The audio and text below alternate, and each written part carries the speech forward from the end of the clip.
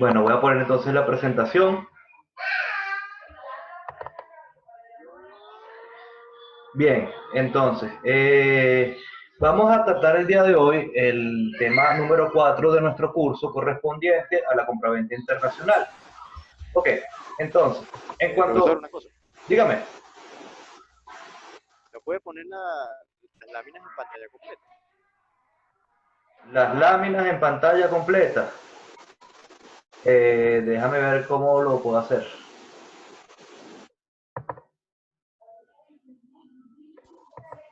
Ya va. O sea, que hay una opción para poner en Ok, pantalla completa. aquí ya estoy en full screen mode y vamos a ver si te lo doy entonces a compartir así. ¿Mejoró?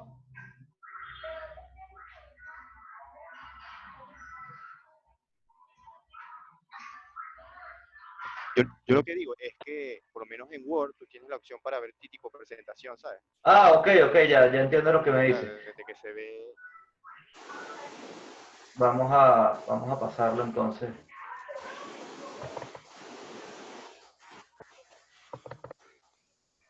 Eh, ah,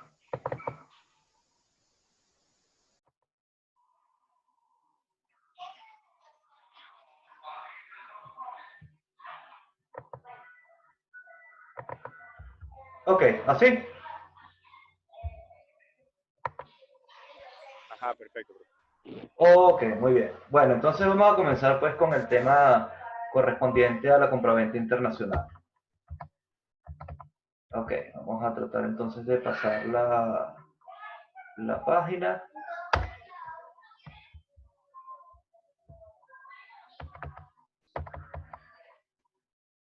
Bien, tiene un cierto problemita aquí para pasar el slide. Ya va.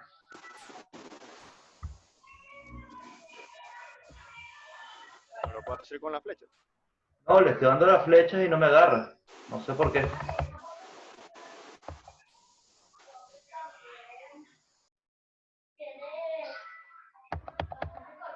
Ya va, déjame tratar de abrir nuevamente el archivo.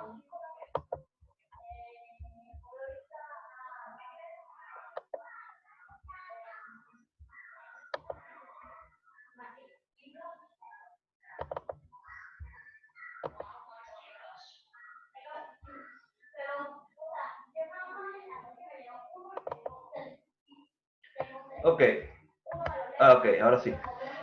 Bien, aspectos generales que vamos a tratar hoy.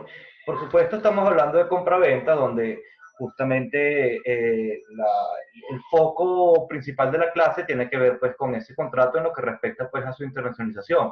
Sin embargo, algunos o bastantes aspectos de lo que vamos a ver aquí son extensibles en general a materia de contratación internacional. ¿Ok? ¿Qué podemos hablar en general de la compraventa internacional? En principio implica las mismas prestaciones típicas que ya hemos analizado en relación a la transferencia de propiedad por parte del vendedor y el pago del precio por parte del comprador. Sin embargo, puede traer esta modalidad de compraventa, puede traer unas prestaciones distintas aparejadas que no necesariamente son típicas en el contrato de compraventa tradicional y podemos observar también que la regulación internacional existente para esto implica algunas modificaciones en los principios y la regulación que encontramos para la compraventa en el derecho interno, al menos en el derecho interno venezolano. Eh, las relaciones comerciales entre distintos agentes, pues entre distintas partes ubicados en distintos territorios, es un fenómeno sumamente antiguo. Lo que ocurre pues es que desde el siglo XIX, en virtud pues de la revolución industrial, digamos, la fabricación en masa de mercancías y el transporte de estas pues para comerciarlas en el resto del mundo, sobre todo por parte de los países industrializados, esto vino en un sostenido incremento, lo cual pues es una tendencia que también tuvo su apogeo o cobró incluso más fuerza durante el siglo XX y por supuesto llegamos a la sociedad que tenemos actual que coronavirus aparte, es una sociedad globalizada y comercialmente con una fuerte interrelación entre los distintos estados. Eso, por supuesto, ha requerido unos esfuerzos de estandarización de las regulaciones jurídicas que puede traer esto, y que, bueno, por supuesto, esos esfuerzos comenzaron durante el siglo XX y al día de hoy es un aspecto que no es terminado, todavía sigue ocurriendo, siempre hay algunas modificaciones o alguna modernización de la normativa, digamos, viendo las nuevas modalidades que puedan surgir, el efecto de la tecnología, etc. Ok, bien. Entonces, la evolución de esto.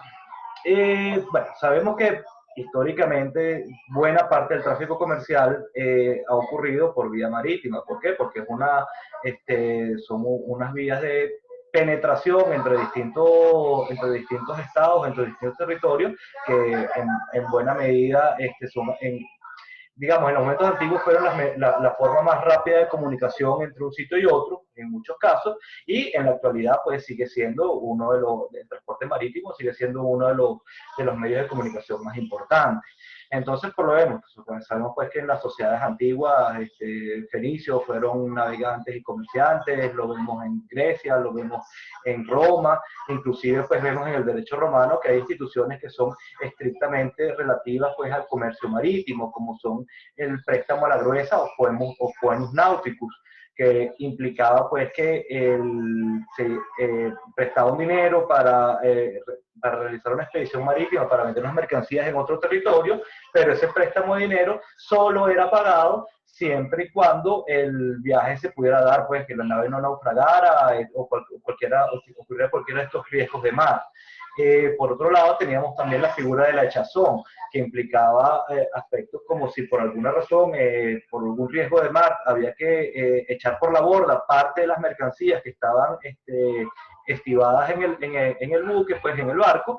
El resto de los propietarios de las mercancías que no fueron echadas tenían como una responsabilidad de indemnización o de enjugar las pérdidas que hubiera tenido el propietario de las mercancías que fueron tiradas por la borda.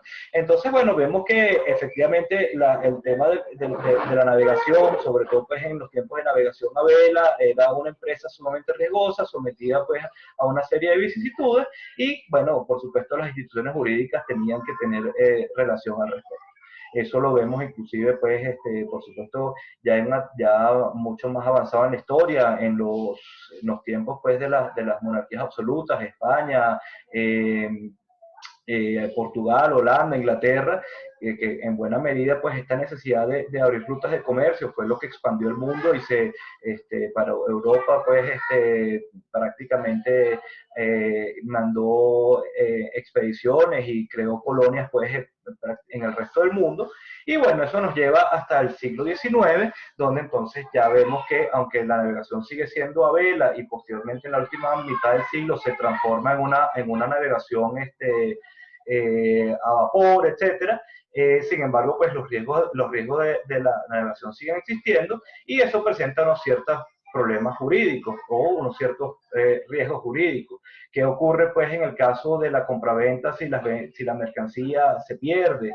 ¿Qué ocurre si estos compradores y vendedores están separados en sitios geográficos totalmente distintos? ¿A quién le corresponde contratar el transportista?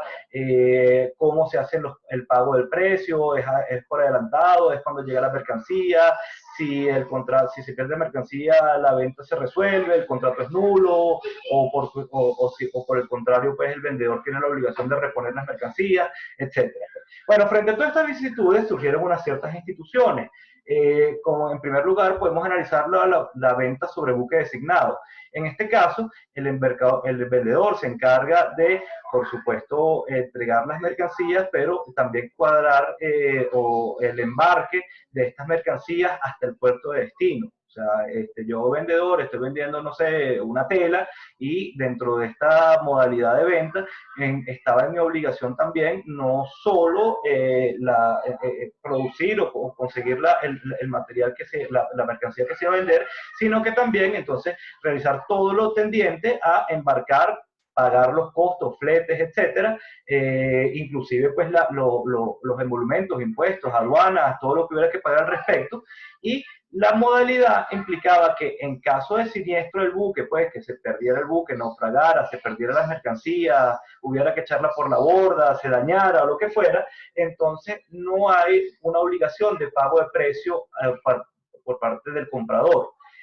Pero tampoco existía para el vendedor la obligación de volver a embarcar las mercancías. Entonces, la venta en estos casos estaba como sometida a una condición suspensiva de que el buque llegara bien. Entonces, si en este caso la modalidad de venta era yo voy a venderte tal mercancía y la voy a embarcar en el buque tal, entonces esto estaba sometido a la condición de que ese buque llegara al puerto de destino que se había pactado. En el caso de que no ocurría, pues sencillamente la venta nunca se formó porque se trató de una venta a la llegada. ¿Ok? Entonces el perfeccionamiento de la venta ocurría en el momento en el que efectivamente el buque llegaba a puerto. Bueno, esto tenía, digamos, la ventaja para que en el caso pues, de que ocurriera esta causa extraña no imputable, ninguna de las partes tenía una obligación específica. Por supuesto, el vendedor salía perdiendo de todas porque la mercancía que estaba en su propiedad se perdió, aunque no tiene la obligación de reponer nuevamente para cumplir el contrato, pero perdió un patrimonio allí. Esta figura, aunque está en desuso, porque es una figura más propia de la navegación a vela, etcétera, todavía la vemos como una norma vigente en el artículo 136 del Código de Comercio, el cual nos dice lo siguiente. La venta de mercancías que se encuentran en viaje, hechas con designación de la nave que las transporta o debe transportarlas, queda subordinada a la condición de que la nave designada llegue. Bueno, más o menos lo que explicamos en este momento. Ok, ¿qué otro tipo de venta puede haber? Entonces, la venta al embarque sin designación de buque. En este caso, pues la regulación es la de la venta genérica del 135 del Código de Comercio, que ya vimos cuando estábamos analizando en la clase anterior este supuesto, donde no están en este caso, existe una modificación de la regla de los riesgos en función de lo que dice la compraventa en general. Entonces, en este caso, los riesgos del traslado los corre el vendedor hasta el momento en que la mercancía se entrega. Entonces, si la mercancía se perdía antes de que llegara a puerto y se pudiera entregar al comprador, la obligación para el vendedor subsiste para poder cumplir el contrato, de embarcar una nueva mercancía en la misma cantidad y calidad. Porque en el fondo eran bienes in genere. Si yo estoy vendiéndote una tonelada de sal y no llegó esa tonelada de sal, tú todavía, vendedor, frente a mí, que ya cumplí con una obligación, que en este caso es el pago del precio, tienes que entregarme entonces el bien en la misma cantidad y calidad que habíamos pactado, independientemente de que se hubiera perdido un cargamento anterior. Entonces, por supuesto, si vemos esto, ponía el peso del contrato, el peso de los riesgos del contrato, el riesgo más fuerte de incumplimiento en cabeza del vendedor. ¿Ok? Frente a esas modalidades, ya digamos para finales del siglo XIX, sobre todo en el derecho anglosajón, aparecen unas variaciones de esto. Entre ellas tendríamos entonces lo que se llaman las ventas FAS. FAS es el acrónimo de Free Alongside Ship, y FOB. FOB significa Free On Board. En este caso, la responsabilidad del vendedor no es hasta la llegada de la mercancía, sino hasta el embarque. O sea,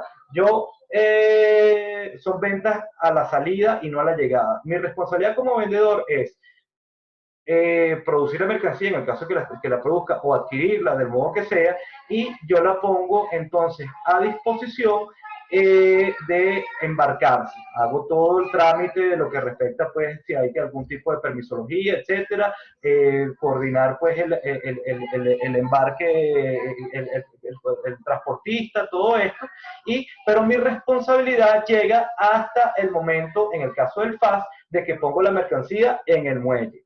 En el caso del FOB, mi responsabilidad sobre la mercancía, sobre los riesgos de la pérdida de la mercancía, llega hasta el momento en que la mercancía traspasa la borda del buque, o sea que pasa de estar en el muelle a estar dentro del buque, en la cubierta del buque. ¿Ok? Bueno, por supuesto, esto traía pues un poquito más de balance porque al fin y al cabo entre todo ese proceso, esa operación de compra-venta, había ya un momento en el que el vendedor podía decir, bueno, hasta aquí llega mi responsabilidad sobre los riesgos de la cosa y de aquí en adelante está en manos del comprador. O sea que si después de que traspasaba la borda del buque, por ejemplo, esa mercancía, el buque se perdía, naufragaba, etcétera, ya la pérdida, el riesgo de pérdida le correspondía al comprador. Una variación de esta que surgió, visto su utilidad, era las ventas SIF. SIF significa Cost, Insurance and Freight. Eso es costo, seguro y flete. Esta se parece a las ventas FAS, donde la responsabilidad del vendedor y de la FOB llega hasta el momento en que la mercancía está en el muelle, pero el vendedor tenía la obligación adicional de comprar un seguro o adquirir un seguro sobre la mercancía por los riesgos que pudiera sufrir la mercancía, y ese seguro, el beneficiario es el comprador. ¿Ok? Entonces, bueno, vemos que esto más o menos son las figuras jurídicas tradicionales que han existido pues en la venta marítima, aplicable en general a todas las ventas internacionales, y ya con estos criterios podemos tratar de delimitar qué es lo que significa una venta internacional. Al respecto de esto podemos tener varios criterios, los cuales es importante señalar que no son necesariamente recurrentes. Primer criterio, el criterio subjetivo. Tiene que ver con el fuero personal de los sujetos. Antes, pues, digamos, el estatuto personal era la nacionalidad. Ya en el derecho internacional moderno, el estatuto personal, lo que determina, pues, una serie de relaciones jurídicas de carácter personal para el sujeto es su domicilio. ¿Ok? Entonces, esto tiene incidencia en el sentido de que puede ser que en una relación de estas, y es bastante común, los sujetos, comprador y vendedor, tengan un domicilio distinto. Es posible pues que el vendedor tenga el domicilio desde el sitio donde sale la mercancía, y es muy probable que el comprador tenga el domicilio al sitio donde se supone que tiene que llegar la mercancía. Aunque bueno, esto por supuesto estamos hablando a nivel empresarial, no necesariamente es así. Pues una compañía puede tener una sede en un sitio y en la compraventa que se está estableciendo pues tiene un puerto de embarque que es distinto, o la fábrica donde se produce está en otro sitio. Pero en principio pues todos estos conflictos que puede haber de diferentes territorios tienen una relación, una incidencia en la compraventa internacional en materia de la ley y la jurisdicción aplicable, pues en que debe y puede regular esa relación jurídica, y particularmente estos temas tienen relevancia cuando se surge una hipótesis conflictiva o una necesidad de dirimir alguna controversia que existe entre las partes. Ok, el criterio geográfico implica que debe existir un tráfico de bienes de un territorio o jurisdicción o nación a otra. ¿Ok? Por lo general, pues una compraventa internacional implica pues este tráfico pues que sale de un determinado país, con todo lo que implica pues que una mercancía salga de un determinado país y llega a través pues de unos medios de transporte a un estado receptor, que de alguna manera pues también tiene una serie de normativas y una serie de regulación que corresponde cumplir. ¿Ok? Entonces, el tercer criterio, y este es el más importante por no decir el esencial, es el criterio técnico-jurídico, que lo que implica que lo que identifica, lo que es inherente a la compraventa para considerarla internacional, es que existen unas prestaciones aparejadas que no son necesariamente o no únicamente las típicas de la compraventa. Entonces, en este caso, pues, alguna de las partes, puede ser el vendedor, puede ser el comprador, dependiendo de la modalidad de compraventa de lo que estemos hablando, tiene unas prestaciones adicionales. No solo pues para entregar la mercancía, de repente tiene que contratar un transportista, o tiene que entregar las mercancías al transportista que haya fijado el comprador. Posiblemente pues hay que tramitar pues algún tipo de permisología, certificados de origen, cualquier clase de permiso que implique pues que sea necesario para la exportación, el pago de aranceles, el pago de aduana, el pago de una serie de cosas, que entonces implica pues que las obligaciones de las partes para que esa operación llegue a feliz término a veces implican pues aspectos que tienen que ver con contratación a terceros o relacionadas con el contrato de transporte o un mandato, porque se realizan pues una serie de gestiones en beneficio de otro, a veces implica el contrato de un seguro, etcétera. Entonces, este criterio es lo que por lo general nos permite determinar que la compraventa es internacional. Entonces, fíjense, pues tan es así este criterio que, o esta determinación pues técnico-jurídica, que pudiera ocurrir que una venta es internacional aunque las partes estén en el mismo domicilio. Vamos a suponer, si yo fuera un comprador alemán y quiero comprar una mercancía a un vendedor que también es alemán, o que tenemos el domicilio en Alemania, pero sin embargo, pues esas mercancías, la idea pues es que se pongan en un puerto venezolano, allí, aunque ambos seamos alemanes, aunque ambos tengamos domicilio en Alemania, es una compraventa internacional en el sentido de que, bueno, a pesar de que no sea el criterio subjetivo, sí se da el criterio geográfico y sí se da el criterio técnico-jurídico. Eh, Puede existir también en algunos casos en que la compraventa implique no necesariamente un traspaso de fronteras, pero sí tenga una regulación de compraventa internacional.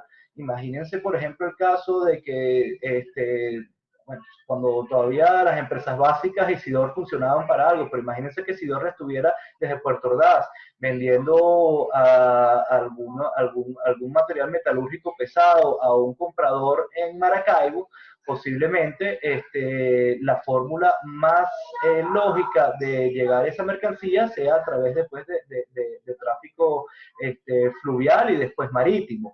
Entonces, en este caso, la compraventa pudiera estar bien regida o sería necesario una regulación que es afín a la de compraventa internacional lo que respecta a los riesgos de las partes, cómo se pagan pues los permisos, o que a quién les corresponde tramitar y pagar los permisos a los que haya lugar, cuándo se libera efectivamente el vendedor o cuándo efectivamente hace su entrega, la obligación de hacer tradición de las mercancías, etc. Bien, ¿estamos claros hasta aquí? Sí, profesor.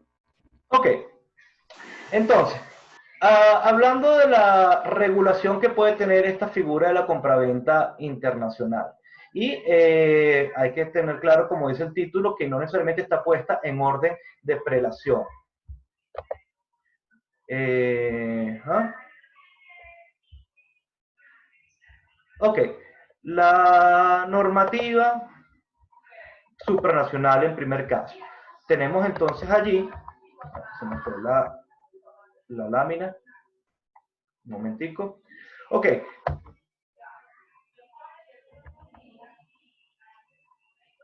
Ok, la regulación entonces, déjame ver si la lámina colabora. A ver.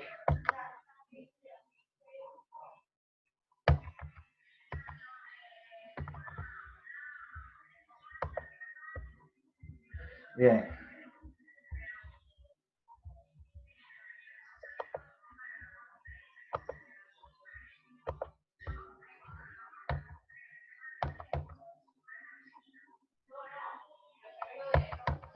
Nos echó para acá, para atrás todavía.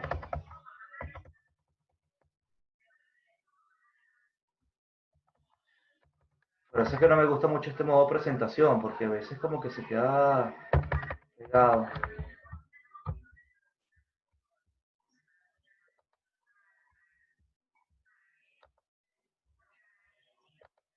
Vamos a volver a la otra vez.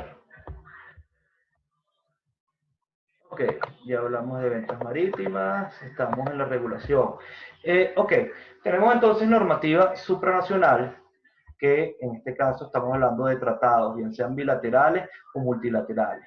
El más importante de estos tratados multilaterales es la Convención de la ONU de la Compraventa Internacional de Mercancías, y que podemos decir que es la Convención SIM también para facilidad. Es del año 1980 y bueno, como ya les dije, pues uno de los tratados más importantes. También tenemos que a una regulación fuerte por parte de leyes nacionales, o sea, en cualquier estado existe o debe existir pues leyes de derecho internacional público, leyes de aduana, impositivas, etcétera, que también tienen una aplicación pues en este tipo de actividad comercial. Por supuesto, la voluntad contractual de las partes, en virtud de su autonomía de voluntad y la libertad inmanente al ser humano, tiene que tener un factor preponderante también en esto.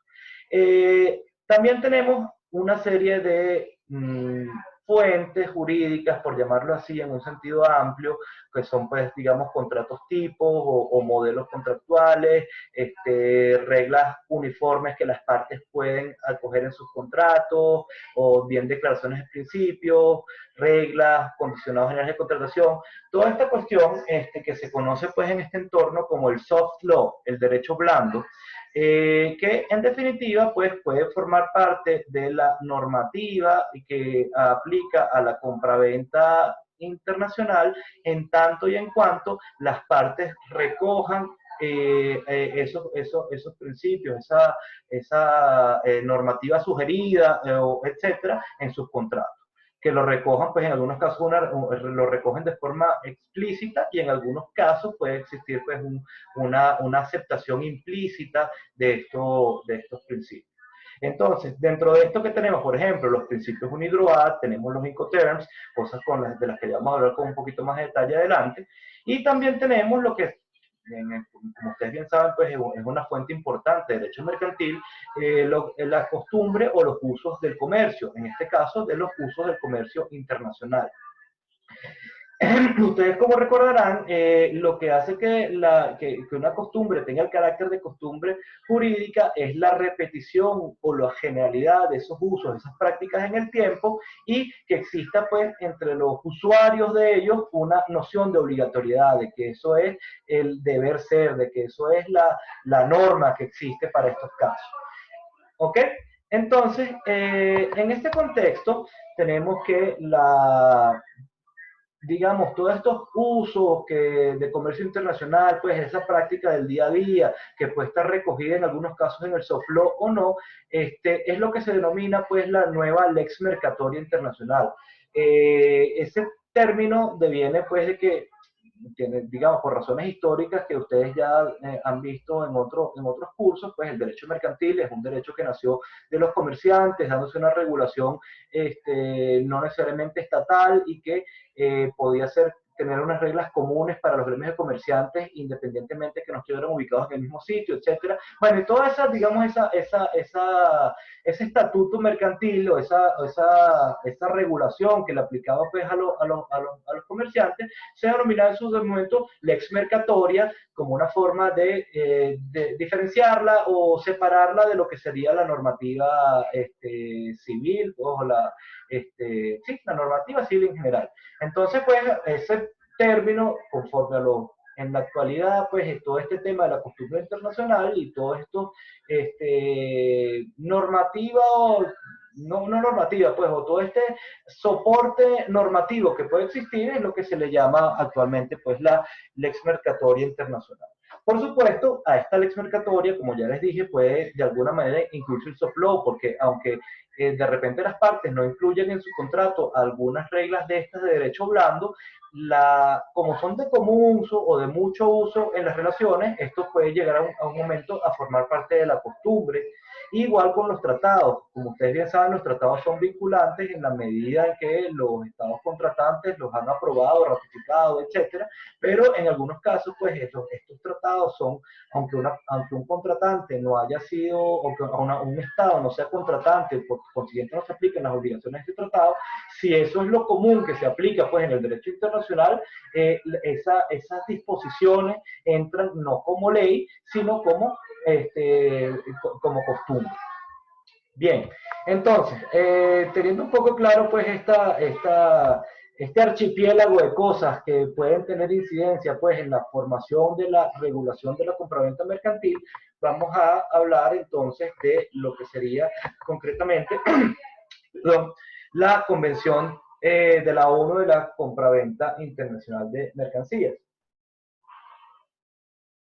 La importancia de este tratado deviene en buena medida de que es ley, ha sido aceptado y está vigente para 89 estados en el mundo. Si consideramos, pues, que en el mundo hay 200 y pico de países, 89 es un número bien importante. No solo que sean 89, sino que dentro de esos 89 están prácticamente todos los estados que tienen pues una preponderancia en el comercio internacional. Por supuesto está Estados Unidos, está la buena parte de prácticamente toda Europa, a excepción del Reino Unido, está China, está Australia, está pues Brasil, las economías latinoamericanas, muchas de ellas pues Argentina, México, etcétera. En el caso, pues, por ejemplo, India si no está allí, al igual que como ya les dije, pues el Reino Unido, eso, digamos, ellos de alguna manera se han mantenido al margen de esto, sus razones pueden tener. Y en el caso de Venezuela, tampoco es o sea, es signataria, firmó el tratado, pero no lo ha ratificado en el derecho interno. Entonces, por consiguiente, estamos en ese limbo que se ocurre en el proceso de formación de los tratados, pero sin embargo, pues la realidad es que en algunos casos, pues puede ocurrir, como ya veremos más tarde, que las normas de esta convención apliquen para sujetos con domicilio en Venezuela o para relaciones jurídicas que tengan elementos de vinculación con Venezuela.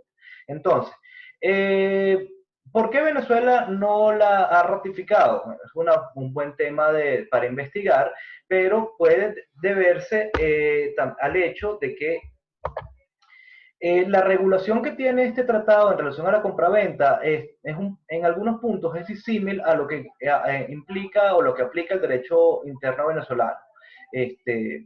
No lo sé claramente, pero debe tener algo de eso. ¿Ok? Vamos a ver entonces un poco el análisis de esta convención. El ámbito subjetivo de aplicación de la misma está previsto en el artículo 1. Los sujetos, ya ese vendedor o comprador, que estén establecidos en estados diferentes, cuando ambos estados sean parte de ese tratado o cuando uno solo de ellos sea en un estado contratante, pero resulte que ese derecho sea el aplicable conforme a las reglas del derecho internacional privado. Entonces, vamos a suponer, si una parte es venezolana y la otra es estadounidense, y en aplicación pues de las normas de conflicto y todas estas herramientas de derecho internacional privado, se determina que la ley aplicable para regular esto es la ley americana. Dentro de la ley, del ordenamiento jurídico americano, la convención es efectivamente una ley y por consiguiente le va a aplicar a la relación.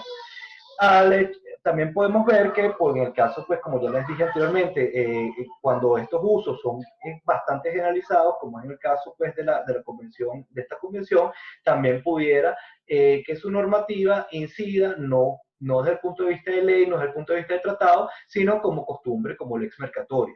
¿Ok? Entonces, esto sería pues una regulación que inclusive indirecta que puede tener la convención para estados o para relaciones jurídicas vinculadas con estados no contratados. ¿Qué otro aspecto es relevante según este artículo 1 de la Convención? Que la Convención no discrimina o no hace diferencias entre el carácter civil o mercantil que puedan tener los sujetos. Entonces, esa noción que vemos pues, en el derecho interno de acto objetivo versus acto subjetivo, si eres comerciante o no eres comerciante, en este caso carece de importancia, ¿no? Ok, aspectos regulados, o seguimos con los aspectos regulados por esta convención. El ámbito objetivo de aplicación. Estos derivan del artículo 2, 3 y 5 de la convención y lo podemos llegar pues bajo una figura de descarte. ¿Por qué? Porque estos artículos nos dicen qué cosas no o qué relaciones jurídicas no están dentro del ámbito de aplicación de esta convención. En primer caso, las mercancías para uso familiar, personal o doméstico, siempre que esta circunstancia haya sido conocida por el vendedor. Entonces tenemos una normativa similar a lo que vemos en nuestro artículo 4 del Código de Comercio, cuando pues estos bienes para el consumo personal, etcétera, no implican un acto de comercio. Es una regulación que tiene la misma razón de ser.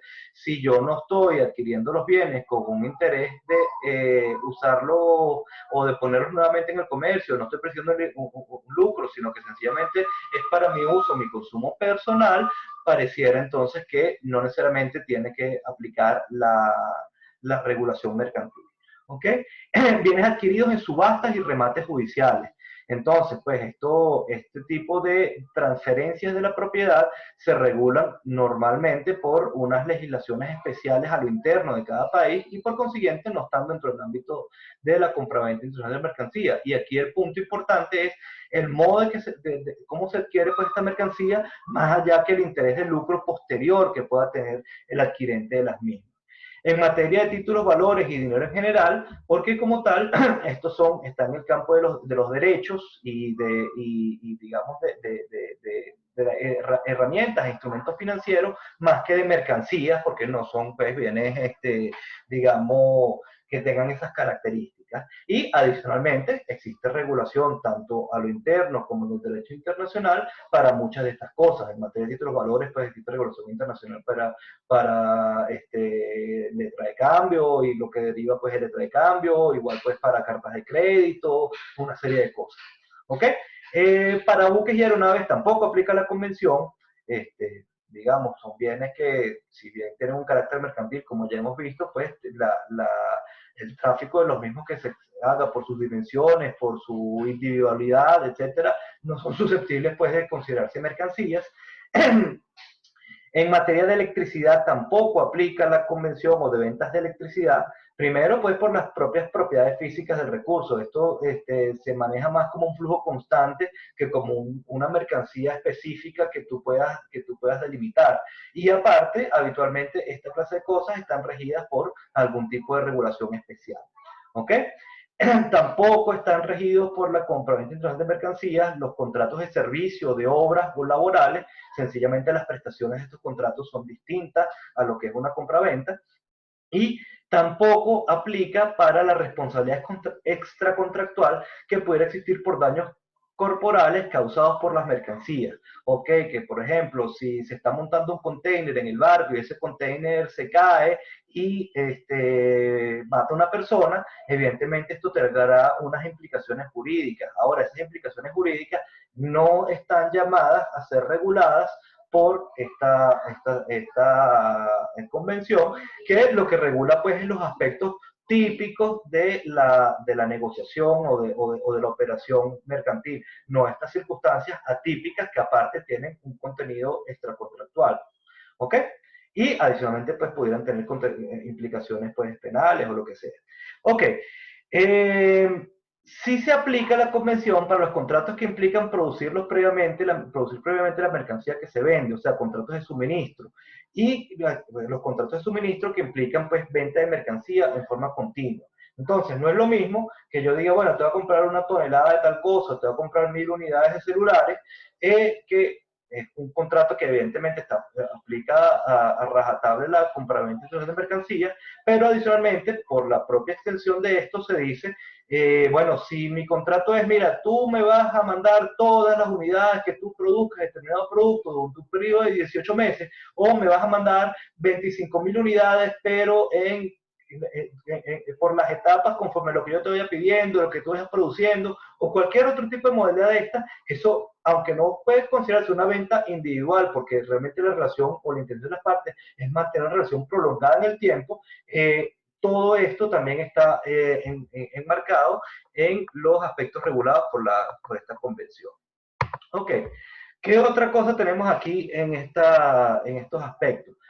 Bueno, la convención consagra, cosa que es común para nosotros, la consensualidad de la venta, la ausencia de formalidades, lo cual implica que se admite la posibilidad de contratos verbales, contratos escritos, contratos formados electrónicamente, etcétera, y la libertad de prueba. Esto está en el artículo 11 de la convención, donde efectivamente nos dice que todo medio de prueba es valedero para la demostración del contrato y sus particularidades, inclusive la prueba testimonial.